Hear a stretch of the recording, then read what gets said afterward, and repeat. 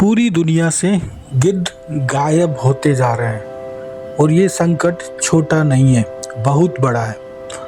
क्योंकि जब भी गांव या आसपास में जो मुर्दा मवेशी मर जाते हैं और उनको लोग फेंक देते हैं सड़ जाने के लिए, तो यही गिद्ध हैं जो पर्यावरण के प्रहरी और रक्षक हैं।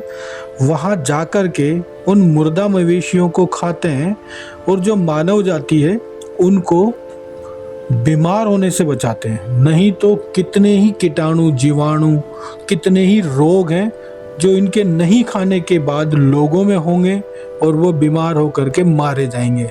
लेकिन गिद्ध है जो बिना पैसे का, बिना स्वार्थ के, केवल और केवल पृथ्वी से इन बीमारियों को साफ करने में लगे हुए हैं। आज इस प्रजाति पर भी संकट है और आज ये अपने अस्तित्व के लिए लड़ाई लड़ रहा है।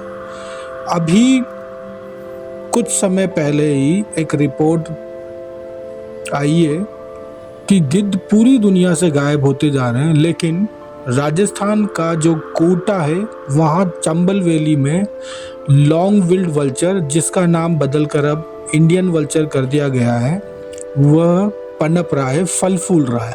क्योंकि घाटी में इसको संरक्षण और भोजन पर्याप्त मात्रा में मिल रहा है और उसी का नतीजा है कि आज यहाँ पर इसकी आबादी को बढ़ते हुए देखा जा सकता है। इसीलिए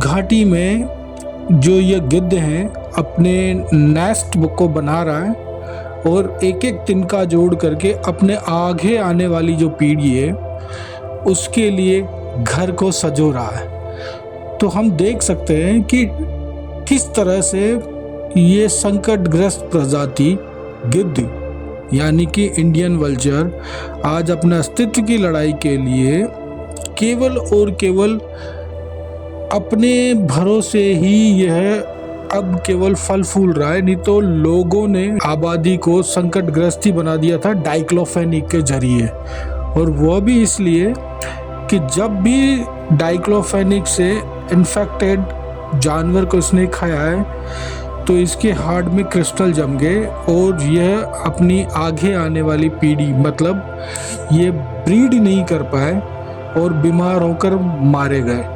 जब ब्रीड ही नहीं करेगा तो आगे किस तरह से ये आने वाली पीढ़ी को जन्म देगा और संख्या बढ़ा पाएगा। लेकिन इसकी संख्या अब थोड़ी चंबल घाटी में बढ़ती जा रही है। तो अब ये अच्छी खबर है लोगों के लिए, वाइल्ड लाइफर्स के लिए, और हमें प्रयास करने चाहिए कि गिद्धों की प्रजाति ज़्यादा से ज़्यादा बढ़ सके और हम इनके अनुकूल ही काम करें, ना कि इनके विपरीत। तभी आने वाले समय में गिद्ध बढ़ पाएंगे। गिद्धों को बचाकर हम किसी पर उपकार नहीं कर रहे। जब भी मुर्दा मवेशी को गिद्ध खाते हैं तो एक तरह से पर्यावरण को साफ रखने में यह मददगार होते हैं।